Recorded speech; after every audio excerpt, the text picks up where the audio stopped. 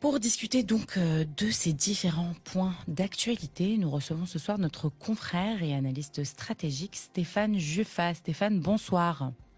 Rachel, bonsoir et bonsoir aux auditeurs téléspectateurs de Cannes en français. Alors Stéphane, nous allons commencer par parler de cette histoire de saisie d'équipements auprès de l'agence de presse AP. Alors le ministère de la Communication a publié un communiqué concernant la confiscation de ce matériel sous couvert de diffusion illégale d'une émission en direct sur la chaîne Al Jazeera.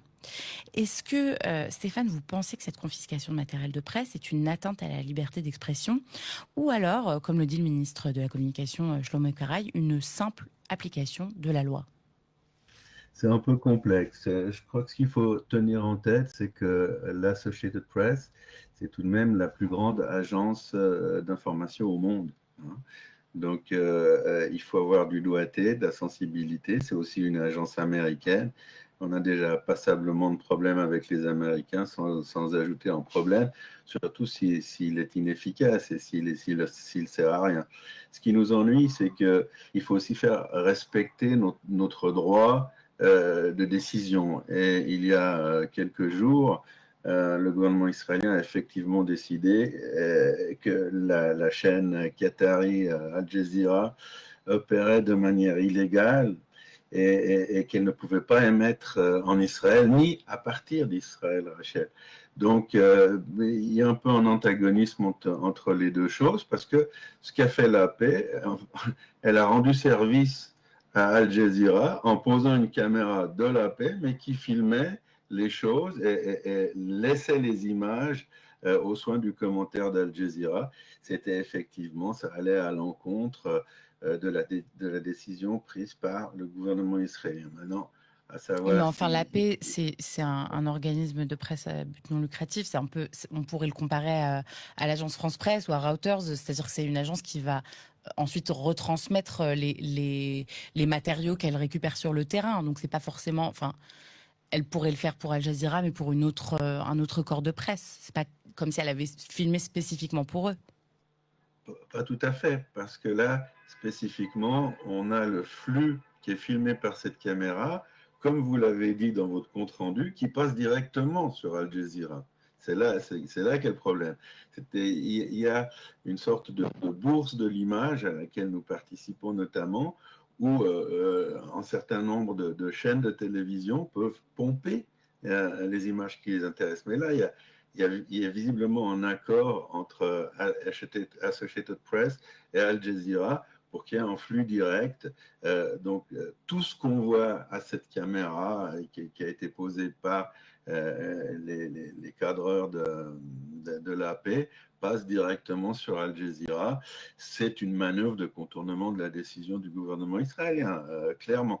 Maintenant, faire de ça une énième un énième sujet de dispute avec les Américains, je crois qu'on en a suffisamment pour quelques mois.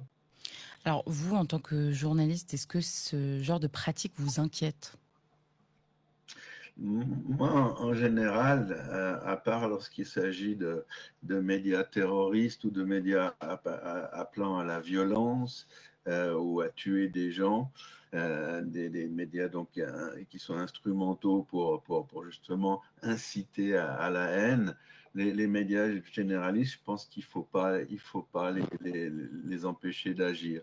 Parce que, comme on voit dans cet exemple, ils vont passer par d'autres chemins et on parle ici quand même de télévision très puissante.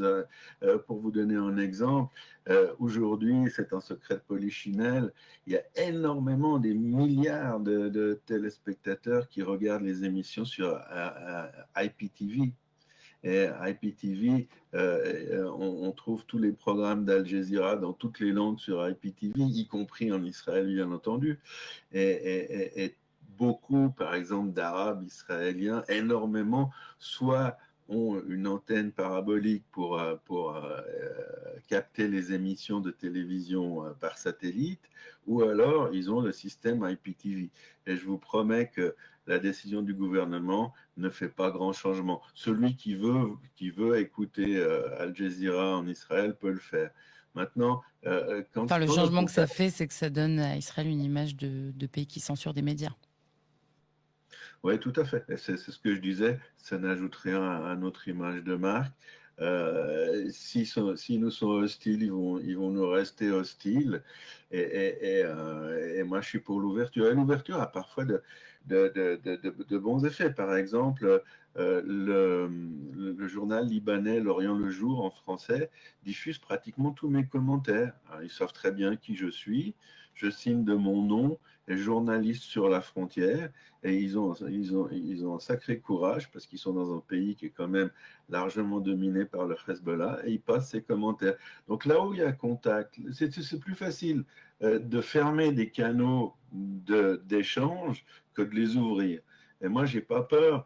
Je pense on a foncièrement raison dans ce qu'on est en train de faire. On a été à la fois agressé par le Hamas et par le Hezbollah. Donc, c'est à nous de savoir expliquer et porter notre point de vue. Donc, on n'a pas à avoir peur des contempteurs. Et normalement, on utilise cette forme de violence qui consiste à éteindre en médias quand on n'a pas raison. Moi, je pense que c'est pas la bonne manière de faire. En même temps, cette décision, à mes yeux, est plus faiblarde que scandaleuse. Mhm. Alors parlons d'une autre décision qui n'a peut-être pas forcément un impact extrêmement fort, mais qui nuit à l'image de marque d'Israël. La requête du procureur Khan auprès de la Cour pénale internationale. Alors il y a beaucoup de pays aujourd'hui qui ont réagi à cette requête, comme l'Espagne, l'Irlande et aussi la France, qui ont exprimé leur soutien au procureur de la Cour pénale internationale et à sa décision de demander des mandats d'arrêt contre le Premier ministre Netanyahou, le ministre de la Défense Galante et les dirigeants du Hamas, politiques comme militaires. On a l'impression que le président français Macron jouerait un peu sur les deux tableaux, puisqu'il se présente comme un ami fidèle d'Israël d'une part, mais de l'autre part, il soutient des décisions comme celle-là qui vont entacher en tout cas l'image d'Israël. Alors pourquoi est-ce que la France agit de cette façon à l'égard d'Israël? Qu'est-ce que vous en pensez? Parce que la France a aussi son public, elle a notamment M. Macron, a son public musulman. Il y a 7 millions de musulmans en France. Ils vont compter, par exemple, pour les prochaines élections européennes. C'est un petit peu le même problème que nous avons avec le président Biden aux États-Unis, qui a lui son élection présidentielle au mois de novembre. Et il ne peut pas, ni l'un ni l'autre ne peuvent pas se mettre à dos le public musulman. Donc ils essayent de ménager la chèvre et le chou.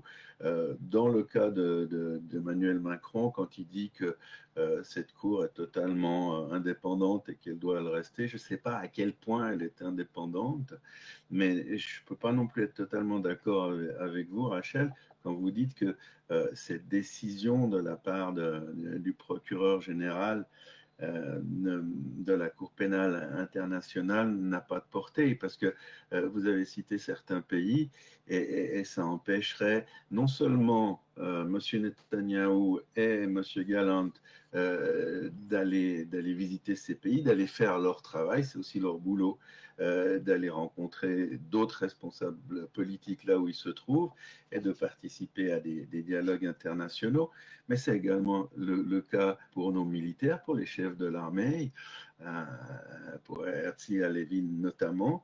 Et puis, ces pays n'ont pas l'obligation de déclarer qu'ils appliqueront les décisions de la Cour pénale et ils peuvent également, au niveau interne, avant qu'une décision soit prise par les trois juges qui devront trancher, ils peuvent par exemple décider que pour eux, il y a assez d'éléments pour eux prendre cette décision et décerner ou décider de mandat d'arrêt contre nos responsables politiques et militaires. On ne peut pas exclure ce risque d'avoir des gens qui sont quand même hyper important pour la conduite de notre État et la conduite des conflits dans lesquels nous sommes mêlés, descendre d'un avion en Irlande ou en Espagne et se faire arrêter. C'est quand même terriblement désagréable. Et déjà maintenant, c'est une cour qui est éminemment politique.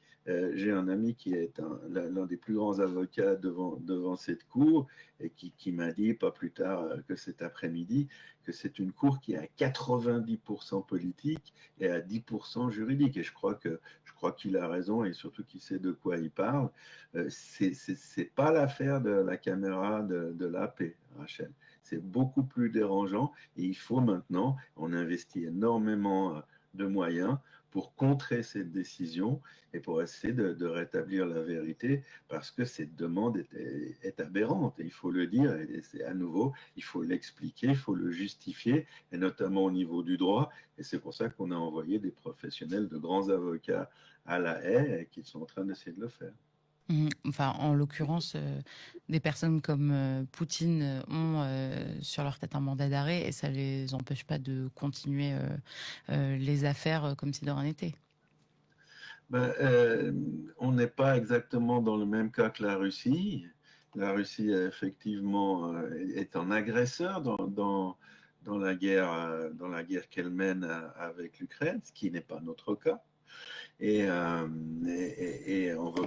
veut pas être classé dans le cas de la Russie. Puis il y a une autre différence, c'est que on peut pas appeler le système en vigueur en Russie un système démocratique alors que nous le sommes. Et c'est pas très glorieux pour nous et c'est pas justifié surtout d'être le premier pays démocratique à avoir des mandats d'arrêt décernés contre ses dirigeants. C'est une grosse différence. Alors Stéphane Juffa, penchons-nous un peu sur la situation à l'intérieur d'Israël et notamment la question des otages et des pourparlers. Alors ça fait une semaine qu'il n'y a pas eu de nouveaux pourparlers, de négociations concernant les otages. En parallèle, l'armée israélienne continue ses activités militaires à Jabalia et à Rafah où 800 000 personnes ont été évacuées. Est-ce que l'avancée militaire de l'armée israélienne dans Gaza et l'absence des négociations sont reliées? Est-ce que l'armée israélienne ne croit plus dans la diplomatie et pense pouvoir évacuer les otages seulement via une pression militaire? Il faudrait qu'il y ait les deux choses, qu'il y ait la pression militaire et puis également des ouvertures au niveau des négociations. Malheureusement, on l'a vu, la réponse du Hamas était elle aussi aberrante, c'est-à-dire qu'il demandait ni plus ni moins que notre édition, on n'est pas en situation de se rendre, on est plus proche de gagner la guerre que de la perdre. Ce qui me dérange, parce que en ma qualité de spécialiste des questions stratégiques, c'est que cette opération à Rafah, sur la frontière avec l'Égypte, dure trop longtemps. Tout le monde est contre, les Européens, les Américains, vous l'avez dit dans votre journal, on l'entend tous les jours. C'est une des raisons qui nous amène devant les cours de justice internationale. Il y a cette approche humaniste ou hyper humaniste à la limite du wokisme et qui est pour la paix énoncée en tout temps et dans toutes circonstances, alors que on l'a vu assez souvent, ce n'est pas celui qui exige forcément la paix qui la désire réellement. Et dans ces conditions, moi, ce que j'aurais voulu en tant qu'expert en stratégie, c'est que l'opération à Rafah dure 2 semaines, peut-être 3 semaines, mais surtout qu'elle ne s'étende pas sur des mois. Et je ne sais pas ce qui va se passer, mais je n'ai pas l'impression qu'on est prêt de la terminer, parce que dès que c'est... Alors l'armée israélienne a annoncé que l'opération serait plus réduite que ce qu'elle avait annoncé au départ. Donc, Rachel, vous en déduisez qu'elle prendra plus longtemps. Moi, j'aurais aimé qu'on envoie 100 000 soldats et qu'on mette la gomme, peut-être de manière moins délicate, mais parce que le public international, les gouvernements aussi, n'ont plus de patience. Une fois qu'on aura occupé la frontière avec l'Égypte, ça va faire des remous pendant quelques jours. Et quand je dis quelques jours, maintenant une information comme celle-là tient 1 ou 2 jours en gros titre des journaux télévisés et de la presse écrite. Et après, on passe à autre chose, surtout si on arrête de tirer parce qu'on aurait occupé cette frontière. Donc, c'est un certain nombre de ce genre de décisions au niveau politique ou de manque de décision, et je suis extrêmement critique par rapport à ce gouvernement et au chef du gouvernement. Je pense que ce sont des mauvaises décisions, tant à Gaza que dans le Nord. Je m'entretiens tous les jours avec des officiers de Tsahal et c'est pas comme ça qu'ils voient les choses. Ils comprennent très bien qu'il faut agir et qu'il faut agir de manière péremptoire, rapidement, efficacement. On n'est pas une armée qui est sous son meilleur jour quand les confrontations militaires durent. Stéphane Juffa, merci beaucoup pour votre intervention. C'est moi qui vous remercie en vous souhaitant à tous une excellente soirée. Bonne soirée.